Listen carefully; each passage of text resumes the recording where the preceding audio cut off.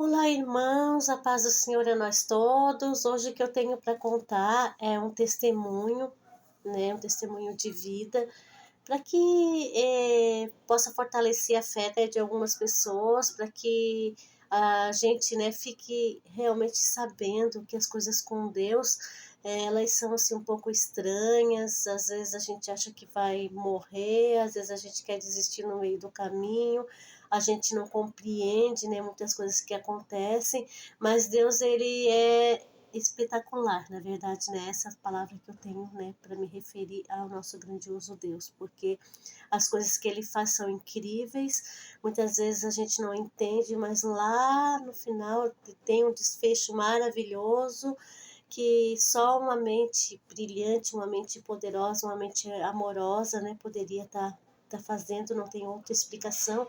Às vezes a gente fica assim maravilhado sem saber como que aconteceu, o que foi, porque Deus, ele é incrível, né? As coisas com ele são maravilhosas. Eu tenho como ilustração, né? Depois eu vou estar contando o meu testemunho, né? Rápido, para não ficar muito entedioso para vocês. Mas lá em Jonas, né? No capítulo 1, versículo 17, nós temos mais ou menos alguma coisa assim para falar a respeito, né, das coisas que Deus faz, que às vezes a gente não entende, né? Jonas, ele não queria, né? Ele foi chamado para estar cumprindo com a palavra, né, de Deus, para estar levando a palavra, e ele não queria. Então ele decidiu fugir. Fugiu, pegou um barco, né? Pegou o carona em um barco. Naquele barco ele acabou, o mar ficou agitado e deu vento, tempestade, e os pescadores ficaram preocupados e acharam que o Jonas é que estava causando aquela tempestade toda e que o Jonas tinha algum pecado, então eles decidiram jogar o Jonas no mar. E nisso ele foi engolido, né, por uma baleia. Está aqui no versículo 17: preparou, pois, o Senhor um grande peixe para que engolisse a Jonas, e esteve Jonas 3 dias e 3 noites nas entranhas do peixe. Então, assim, ó, Jonas ficou ali, né, 3 dias e 3 noites.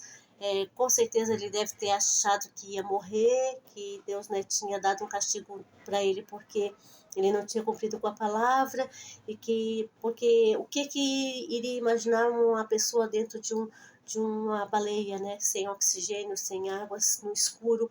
O que ele poderia imaginar que seria a morte dele? Mas assim, não era, né, no caso. Deus tinha um propósito na vida dele. Pode ser que ele tenha ficado desacordado, porque ninguém sabe, né, o que se passou lá com ele, mas assim, dentro de tudo isso, Deus tinha um propósito na vida dele, né? Tanto que lá na frente, Deus usou, né, a vida do Jonas, né, o acontecimento do Jonas como um testemunho de que a gente ia ver, né, saber sobre a morte e a ressurreição de Cristo somente através, né, do testemunho do Jonas, né, que o Jonas ficou 3 dias também, né, dentro da baleia, igual Jesus ficou 3 dias também morto e depois ressuscitou. E a palavra está lá em Mateus, né, no versículo 11, no capítulo 11, versículo 39.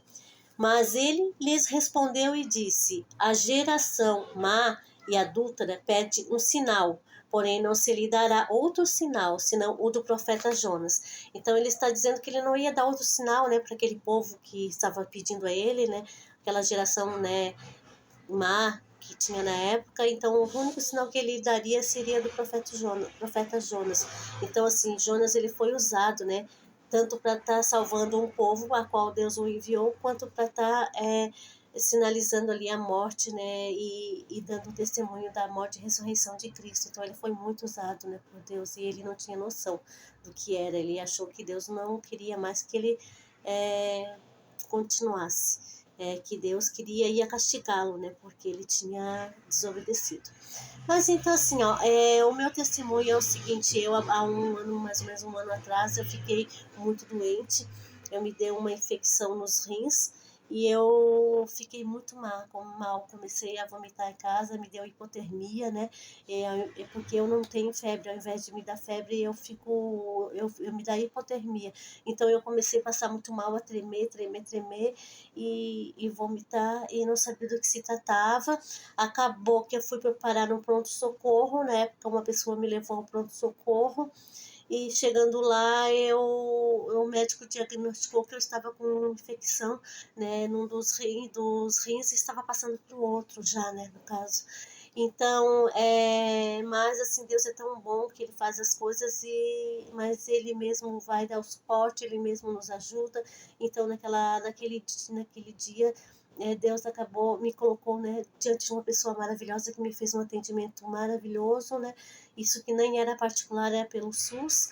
Aí a pessoa, o médico, o doutor, me receitou remédios, injeções, e me deu a opção de estar fazendo tratamento em casa, até porque eu estava sozinha, só com a minha filha, não tinha como deixar ela com ninguém, eu não poderia ficar internada. Então eu comecei a fazer tratamento daquele dia em diante, fazer duas injeções por dia, uma de manhã às 9 da manhã e umas 9 da noite, e teria que ser no pronto-socorro, porque ali não teria outra opção, né? Porque o medicamento era muito forte, teria que ser no pronto-socorro. E nessas minhas indas e vindas, na época eu não dirigia ainda, né? Porque tenho carteira, mas agora que eu resolvi começar a dirigir, então eu estava pegando Uber, né? Para ir e voltar e voltar. E nessas indas e vindas eu encontrei um senhor que ele estava afastado da igreja, e ele era, né, foi pastor, mas ele estava tão desanimado porque ele perdeu o trabalho dele, ele perdeu a esposa, né, lá com a esposa acabou trocando ele por um jovem, né, abandonou ele perdeu o trabalho dele, ele tinha uma loja, ele faliu, ele perdeu a caminhonete dele, né, ele falou que de 100 e poucos mil, ele pegou o Covid e ele ficou internado, e ele não desistiu de tudo, disse que não queria mais saber. E nessas minhas indas e vindas, eu acabei que lá dentro eu estava lendo a Bíblia e veio um testemunho no meu celular, veio uma passagem da Bíblia no meu celular. Quando eu voltei, ele perguntou para mim: a senhora está sozinha, está vindo sozinha fazer essas aplicações? Eu falei: não, eu venho com Deus, né? Eu nunca estou sozinha. Nisso ele começou a chorar, porque o Espírito Santo já estava ali presente. E daí eu perguntei por que ele estava chorando, daí ele me mostrou o celular dele: ó, eu estava vendo esse versículo aqui agora da Bíblia, e perguntando se Deus existia, porque aí ele me contou a situação dele e tudo, né? E aí a senhora veio e me fala isso é uma confirmação de Deus. O versículo que ele me mostrou era exatamente o que eu estava vendo antes de entrar no consultório. Então, assim, Deus, ele mostra, ele testifica, ele vai buscar, ele usa a gente nas situações mais improváveis possíveis. E eu sei que ele começou a chorar e disse que iria voltar para a igreja, e nisso eu também senti a presença de Deus, não era mais eu que falava, era o Espírito Santo que estava falando.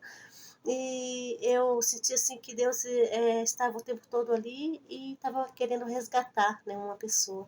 Então, assim, eu desci do carro, corri para dentro do meu apartamento, fui me ajoelhar e agradecer ao Espírito Santo, e a presença dele foi cada vez maior, né, junto comigo e com a pessoa que estava desviada.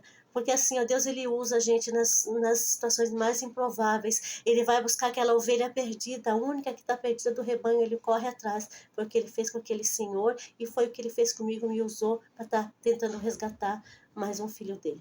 Era isso, irmãos, a paz do Senhor a todos, que Deus nos abençoe e que tenhamos um dia tranquilo, maravilhoso, que o Senhor vá em todos os hospitais, em todas as casas, residências, nos presídios, nos orfanatos, em todas aquelas pessoas que precisam estar ouvindo a sua palavra, querido Deus, em nome de Jesus, eu peço a bênção a nós todos. Amém, Senhor.